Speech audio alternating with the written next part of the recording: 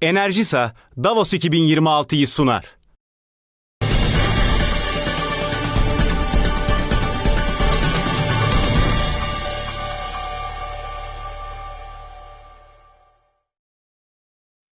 Davos'tan yayınlarımız devam ediyor. Bu bölümde yanımda Matteo Patrone var. EBRD'nin Başkan Yardımcısı. Mr. Patrone, thanks for joining our program.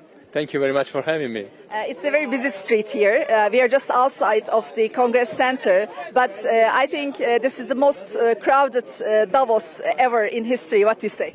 Well, it's a very important juncture for the world, actually, and for its economic development. So it's only fit that this is a very busy Davos.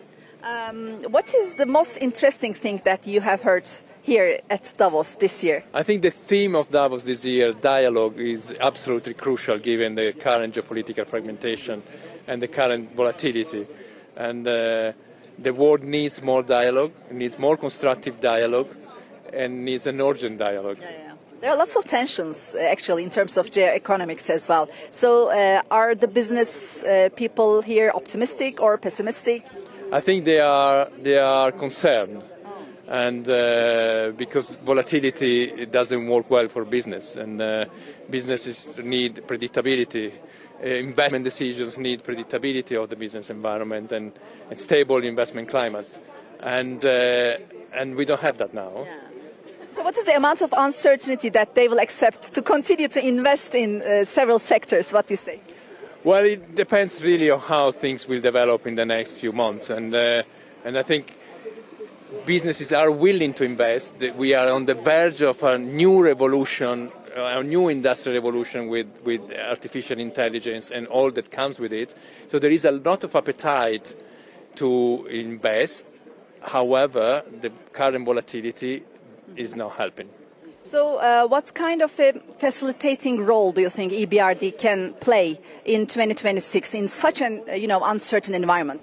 So let me start with what we achieved in 2025. We had another record year of investments in 3 continents, in Europe, in Asia, and in Africa. We have expanded to sub-Saharan Africa in 5 countries. We expanded in Iraq, and we will have a full year of investments in those 2 regions in 2026. What we provide is support to the private sector to thrive. That means local entrepreneurs, but also foreign direct investors in our countries of operations. And obviously Turkey is going to play a very big role in that. Can you give us a figure in terms of the total investment that EBRD did in 2025? It's over 16 billion euros. 16 billion? In 640 projects, which is an absolute record of performance. It's 10% more projects than last year, which is absolutely remarkable in our view, given in particular the uncertainty in our countries of operations and in the world in general. What about Turkey?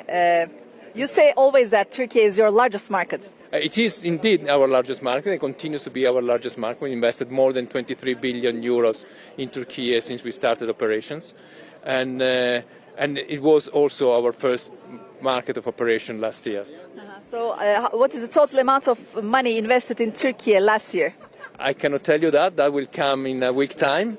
But it is another record year for us in the country. For Turkey, a record amount of investment, but you cannot explain it right now. Not yet. Okay. What about sectors?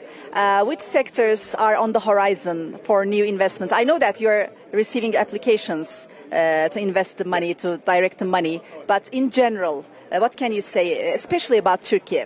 So Turkey is for us means predominantly private sector. So we are very much interested in investing in new renewable energy projects to support the energy transition of the country. We are very much supportive of the SME sector, and we do that through the financial sector, through our partner banks. And we are very much supporting decarbonization in the country, in particular in the industrial sector. And obviously we have started supporting the earthquake-affected areas a long time ago when the earthquake happened. The framework of 1.5 billion euros that we set has been completely utilized, and we will continue supporting the municipalities and the companies in that area. Here, when we talk about people, they always say that there's a great potential in terms of renewables in Turkey, but they always emphasize the importance of financing, and they say that how difficult it is to finance these projects because Turkey has very ambitious targets for 2035. So how do you think it will be financed? Well, we are there exactly together with other partner financial institutions to support these projects. What is important, though, is that we accompany the development of renewable energy sectors with the enhancement of the grids, because once you build those plants, you also need to dispatch energy. What about tariff war? Does it have an impact on what you're doing in the world? Well, not yet. And some of our countries of operations are actually poised to benefit for that because there is a relative competition with other countries. But in some areas where we operate, obviously there is a negative fallout because these countries and these economies trade with countries where the tariff system is more impactful. In other cases, as I mentioned, there is a relative competitive advantage with other countries. So which regions or countries were lucky in that? Well, for instance, Egypt is one of those, and while Central Europe is one of those regions where tariffs had a negative effect. And any opportunities for Turkey and Turkish companies in the reconstruction of the Middle East region, for example, or any other regions? Well, absolutely. Take Syria. That's an obvious case where Turkish companies will play a very determinant role in the reconstruction of the country. What kind of projects? Are there concrete projects on the desk right now? Not for us, because we are not active in Syria yet.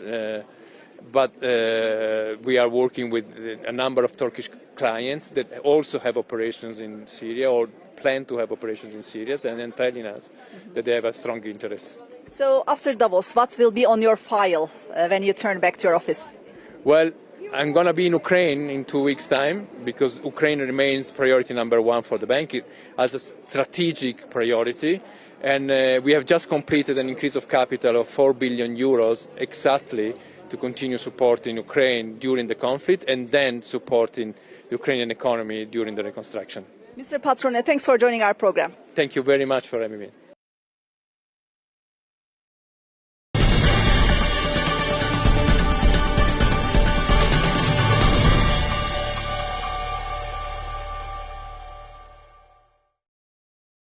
Enerjisa Davos 2026'yı sundu.